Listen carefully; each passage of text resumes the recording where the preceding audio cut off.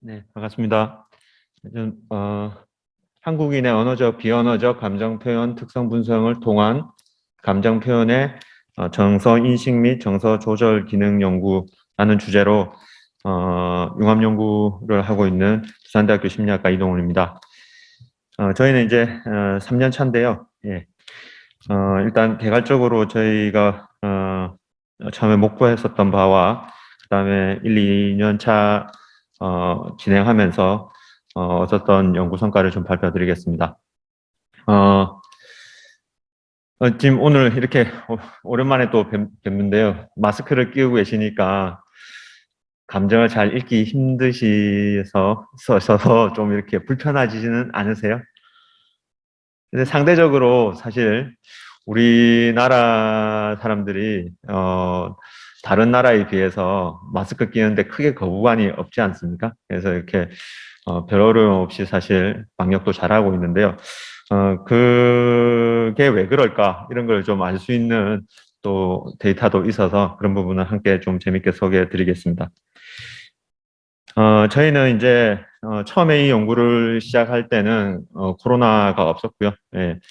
근데 이제 그때 당시에 우리 사회에 한국 사람들은 왜 이렇게 감정 표현을 어려워할까? 이런 부분들을 해결해 보자고 해서 이제 저희 심리학 그리고 언어학, 음성공학 그리고 컴퓨터공학, 신경과학 하시는 분들을 모아서 각재간 연구를 추진했습니다.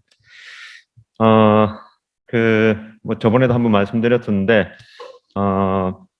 요즘 완전히 베스트셀러가 돼서 여러 나라 그 언어로도 번역되고 있는 손원평 작가의 아몬드라는 책에 보면 감정표현 불능증이라고 하는 것을 앓고 있는 소년의 이야기가 나오는데요. 우리나라 사람들을 대상으로 한 연구를 보면 상대적으로 이 감정 표현의 어려움 수준이 상당히 높다. 이런 보고들이 많이 되어 가고 있습니다. 그래서 이런 어떤 표현의 어려움을 어떻게 해결할까라는 측면에서 일단 최근에 이제 주목받고 있는 심리학에서 이 감정에 대한 최근 이론을 바탕으로 해서 저희가 해결책을 한번 찾아보려고 했었는데요. 기존의 심리학에서 이 감정이라고 하는 것은 굉장히 어떤 자율적인 아니 자동적인 어떤 생물학적인 반사기제로 생각을 많이 했었습니다. 그래서 저희가 이게 감정이라는 게 사실 저희가 의지대로 이렇게 쉽게 컨트롤을 할 수 있기보다는 뭔가 이렇게 울컥울컥 나오는 것들이 자연스러운 반응이 아니냐 이렇게 생각하기 쉬운데요.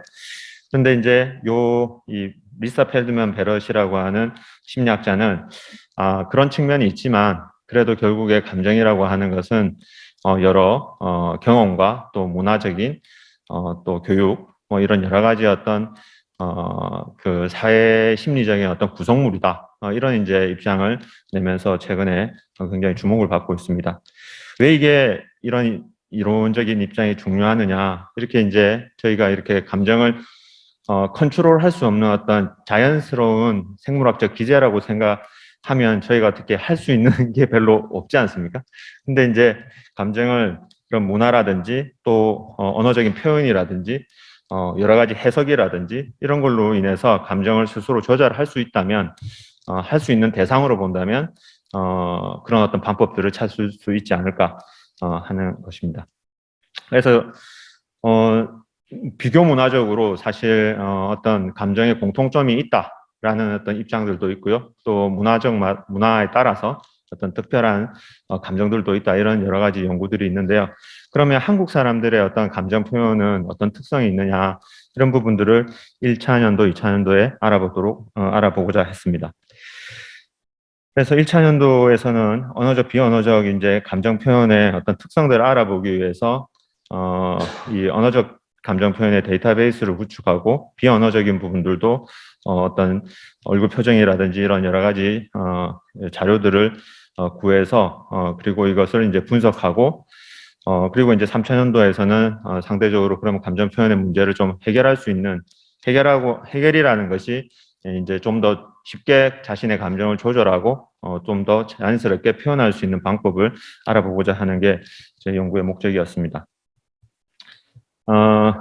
그렇게 해서 이제 저희 이렇게 제가 연구 책임을 받고 심리학 하시는 분들과 그다음에 또 정보공학 그리고 음성공학 그리고 언어학 원래 이제 여기 해외에 계신 정서 심리 연구하시는 분이 있었는데요. 좀 개인적인 사정으로 3차년도에 사실 좀 저희 팀에서 이제 좀 다른 일이 너무 바쁘셔가지고 빠지셨고요. 그러고 나서 최근에 이 자연어 처리하시는 분이 저희 연구단에 다시 들어오셔가지고 지금 이제 3차년도에 사실 저희가 원래는 이 비대면 상황이라는 것을 생각하지 않고 아까 말씀드렸처럼 여러 가지 감정 표현을 얻으려 그러면 마스크 벗고 이렇게 자연스러운 상황에서 데이터를 획득해야 되는데 지금 이제 학생들을 대상으로나 이런 실험들이 굉장히 어려운 상황입니다.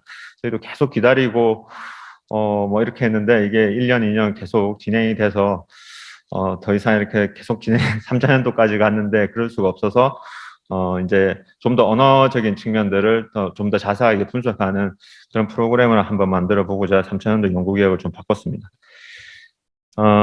그래서 이제 저희가 주로 해온 것은 언어 데이터의 어떤 심리 언어학적인 분석을 하고요. 그 다음에 얼굴 표정도 이제 분석을 했고요. 그 다음에 어떤 뇌파라든지 이런 연구들을 가지고 감정의 변화에 따라서 어떤 뇌파가 변하는가 이런 부분들도 연구를 했고요. 하고 있고 또 음성 분석도 음성에 대해서 음성에서 이게 요게 이제 오늘 오시지는 못했는데요. 저희 김영승 교수님이라고 음성 분석하시는 부분에 굉장히 권위자이신데요. 이 음성에서 도대체 감정이라는 걸 하는 걸 어떻게 추출할 수 있을까 하는 부분에 대해서 최근에 이 많은 좀 연구에 진전이 있었다고 해서 논문도 내시고 저희한테 보고해 주셨는데 자세하게 소개를 제가 못 드리겠지만 그 내용을 간략하게나마 뒤에 가서 소개를 드리겠습니다. 그 1차년도에 저희가 감정 단어에 대한 데이터베이스를 구축하고 나름대로 분석을 지금 계속 진행하고 있는데요.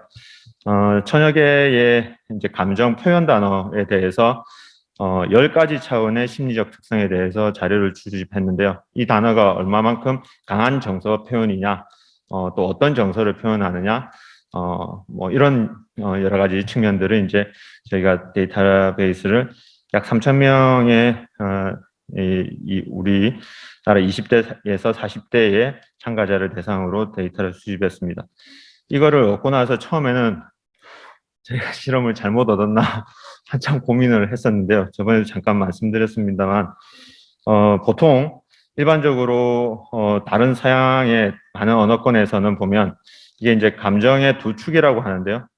긍정적이냐 부정적이냐 하는 게 이 밸런스라고 하는 차원이고 여기 어라우절이라고 하는 부분은 얼마나 흥분되느냐 각성되느냐 하는 부분인데요. 긍정이든 부정이든 양극단으로 가면 상대적으로 흥분하는 경향성이 높으니까 이런 어떤 U-쉐입이 나오는 게 일반적인 패턴이었습니다. 근데 저희가 1000여 개의 단어를 했는데 보시는 것처럼 U-쉐입이 안 나오죠. 그래서 이게 어떻게 된 건가? 그래서 사실 이걸 가지고 저희 이 1000여 개의 자료를 한 400~500만 원이 들어서 얻었는데 다시 한번 다른 방법으로 이렇게 셈이라고 하는 방법으로 다시 얻기도 했었는데요. 여기도 똑같이 비슷하게 이런 어떤 선형적인 모형이 나오고 이렇게 U-쉐입이 나오지가 않았습니다. 그래서 이게 처음에 너무 당황했었는데 이게 왜 그럴까를 자세하게 이 데이터를 살펴봤었는데요.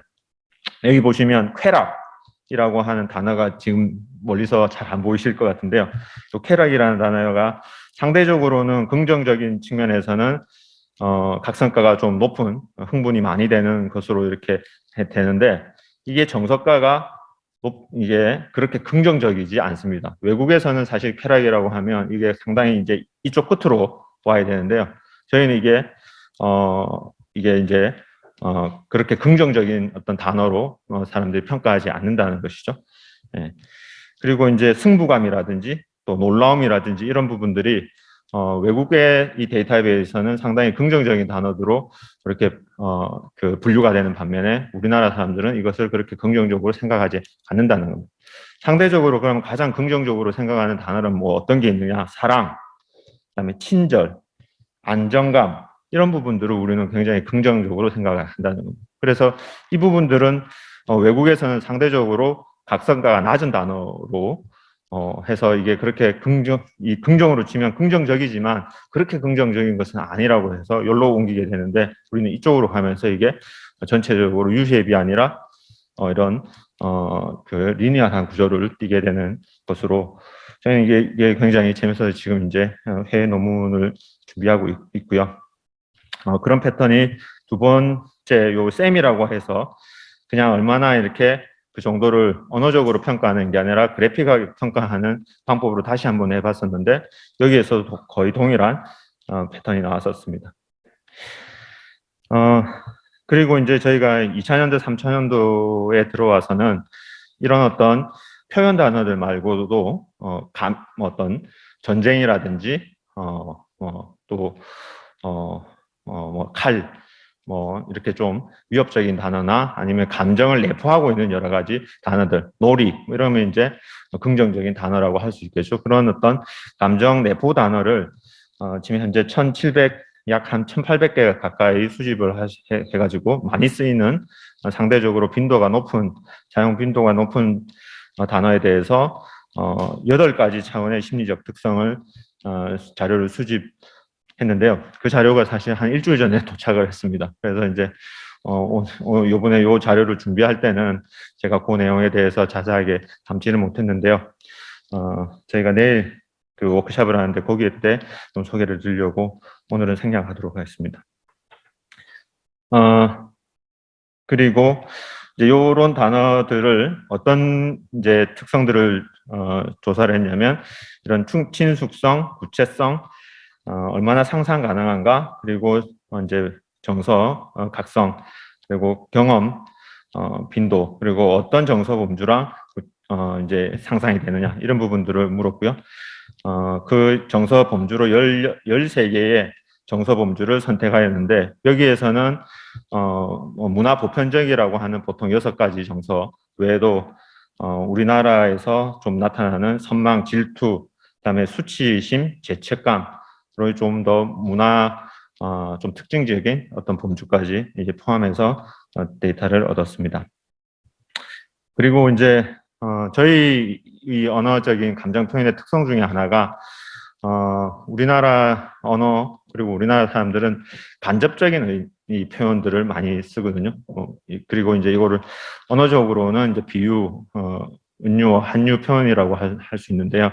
몸이 아프다라든지 마음이 뛴다 이런 표현들이 이제 그 은유 표현인데 이런 어떤 은유 표현들을 약 1000여 가지를 다시 수집을 해서 이것도 이제 심리적 특성들을 조사하고 있습니다. 요거는 지금 진행 중이고요. 예. 그리고 이제 언어적인 부분들에 대해서는 그렇게 데이터베이스를 확보하고 좀 더 세부적인 분석들을 진행하면서 3000년도에 제가 말씀드린 것처럼 자연어 처리하시는 분하고 같이 해서 이것들을 자동적으로 어떻게 분석할 수 있는 프로그램들을 만들려고 지금 기획하고 있습니다. 그 다음에 이제 얼굴 표정에 대한 내용을 잠깐 말씀을 드리겠습니다. 얼굴 표정도 문화 보편적이다라고 하는 주장이 있는 반면에 또 어떤 문화적인 특성들을 보고하는 연구들도 있습니다. 그래서 한국 사람의 얼굴 표정은 또 어떤 특성이 있을까 이런 부분들을 저희가 그 공개적으로 쓰는 얼굴 표정 데이터베이스를 분석하였는데요. 그 데이터베이스를 분석하는 방법은 요즘 이제 인공지능 프로그램들이 굉장히 많이 소개가 되고 있는데 거기에서 이게 노들루스사에서 나온 페이스 리더라고 하는 프로그램을 가지고 분석을 했습니다. 이 프로그램이 작동하는 방식은 그렇게 얼굴이 나타나면 얼굴의 전체적인 윤곽을 따고요. 이것을 약 한 250여 개의 포인트로 해서 이제 근육 움직임들을 탐지하는 그런 어떤 방식을 취합니다. 그러고 나서 이 어떤 물리적인 어떤 움직임을 몇 가지 방법으로 코딩하게 되는데요.